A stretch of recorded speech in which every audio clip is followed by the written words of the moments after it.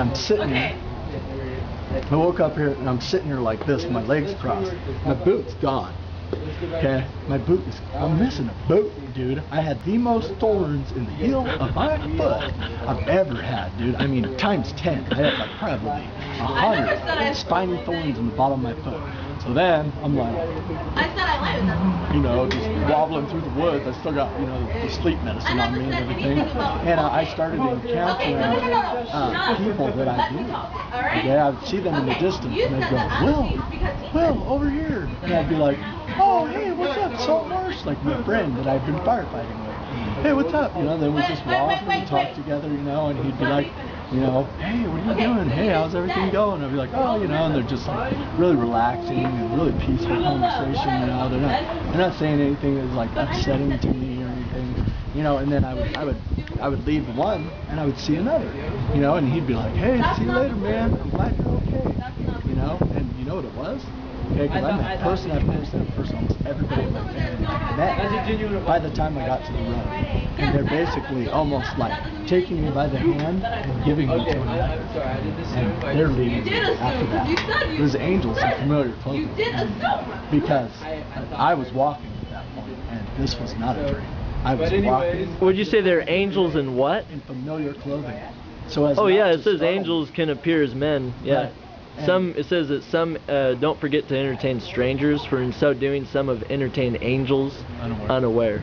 So yeah. And there were some that it says that in the Bible. There were some that I didn't recognize, but they were so interesting to me because they were way bigger than people. They were really big, but they didn't startle me. And I was like, I mean, I'm like going, you know, and they're talking to me, you know, and I'm just like, man, dude, I must be dead. I can't see anything like this, you know, in real life, you know. And I'm just like, whatever, you know, but I was having an okay time, you know, and I'm like, man, this is weird. Dead is a really weird thing, you know. And then, okay, I went and I tried laying down and going to sleep and resting, but then in my head, I had this vision of, basically, have you ever seen that movie about Christmas, dude, where that guy wishes that he didn't have his life? It's a Wonderful Life. Okay, you know, like where he goes back and he's with that guy and nobody can see him, and he's starting to see the consequences as if he had not lived. Well, it was a little different. Okay, God showed me in my head them interacting, every person that cared for me, finding out that I was dead and I had taken my own life and that I had been so selfish. And they basically, it was my dad. Okay, they had my dad out in the woods, dude, and my dad is coming up to a puddle of water, and I'm laying face down in the dead. Okay, and my dad comes forward and just like falls down into the water and is trying to like grab me and pull me in his flashlight and pull me because he'd be like, hey, what's up, you know.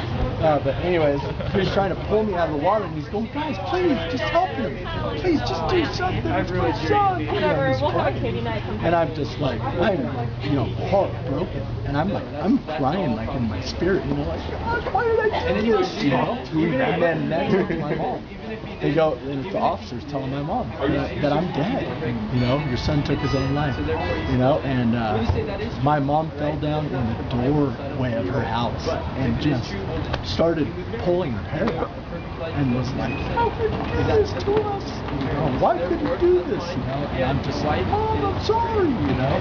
And then it's just like person after person, man. Like my grandma, dude, I thought she had a heart attack. She like fell over in her living room, you know, and I was just like, man, how could I have done this? You know, and I was going, dude, I'm dead, and I can't do anything to change it, and this is what I did to them, you know. And I'm just like, gosh, why did I do it? You know, how could I feel like that? How could I get that way? You know, and then when I opened, this guy's starting to do it over here. Yeah, this guy's starting. That's cool. That's cool. Over here. Awesome. Okay, so then tag team. Okay, so then I walked. It didn't take very long, dude, and I walked. I finally got to the road, dude, and I walked and I went over to this people's house and everything, and I came to the door, and all I wanted was a glass of water, dude. And I'm like, come to the door, and I'm just like, this is probably what it looked like. Probably looked like You know, and I'm probably just like, because I was messed up, dude. And his wife came to the door and she's like, cracks up. She's like, hello? Are you okay? And I'm like, yeah, I just want some phone. I forgot what I wanted, so I just said phone. And she's like, okay, like that. And then her husband came to the door and he had the phone. And he's like, who do you need to call? You know, just give me the number. I'll dial it for you. You know, and he's trying to help me. And I was like, I actually wanted water like that, you know, because I mean, I was so dried out from the sleeping pills. So then he came out and he gave me water. And he's like, are you okay, son? You know, and I'm like, I don't know, I just need to get to my car, you know? And he's like, where's your car? And I was like, my car? It's somewhere on this road, you know? And he's like, okay, well, let me get my wife to get this out and I'll drive you to your car. And I was like, okay. And he's like, just go ahead and take a seat and wait. So I sat up, you know, and he was pretty quick. And he came out, he was pretty, you know, like wary, you know, watching me, you know, because I was acting pretty weird. And he drove me up the road, okay, I told him to go the wrong way. He drove probably about 7 miles the wrong way. And then I went, oh, I think it's actually the other way. And he's like, okay. You know, nothing. Like, it didn't bother him at all. We went back the other way. We went 7 miles, and we went 13 more miles, dude. And we finally found my car. And we got there. He dropped me off, and he's like looking at my car. There's beer. There's like empty sleeping pill bottles. You know, it's all garbage in there. You know. And he's like, are you sure you're okay to drive like that? And I was like, yeah, I'm okay, dude. I just gotta get home. And he's like, okay, you know, I hope you make it. You know, be careful. You know, I'm like, okay. And so I just was sitting in my car, you know, and they drove off, and they're both like looking back at me, like really worried, you know. So then, as I drove home, okay, there was 3 people in my car. There was me, then there's 3 other people. Okay. When I turned around and I looked at them, I couldn't see them. Okay. And then I'd just be driving, and I'd start focusing on the road, and every time I started focusing on the road, it would make me tired, so I'd start to fall asleep, and then I could start seeing them out of the side of my eyes, and they're talking to me, and they're touching me, and reaching out and touching me, and they're like getting my attention, and then finally they would get my attention so much that I would just like, I'd look over, and boom, I couldn't see them anymore, and then I could start seeing them in my mirror and everything, and they kept me awake all the way home. And I got to my mom's house, and I didn't say anything. I just crashed on her bed, and I don't know anybody that has ever attempted something. Oh yeah. Well, I'm glad to see that you're here standing before me now talking. After that, I still didn't humble myself before the Lord. It still wasn't enough, because my name is Will, and I used to be so stubborn. And kids used to call me Billy Goat. I used to get really mad. I wanted to fight when they called me Billy Goat. But you know what stubbornness is when it's turned around and it's used for the Lord and the Spirit? It's called fortitude. Fortitude means many levels of defense to protect something that is good. Well, I don't consider myself stubborn.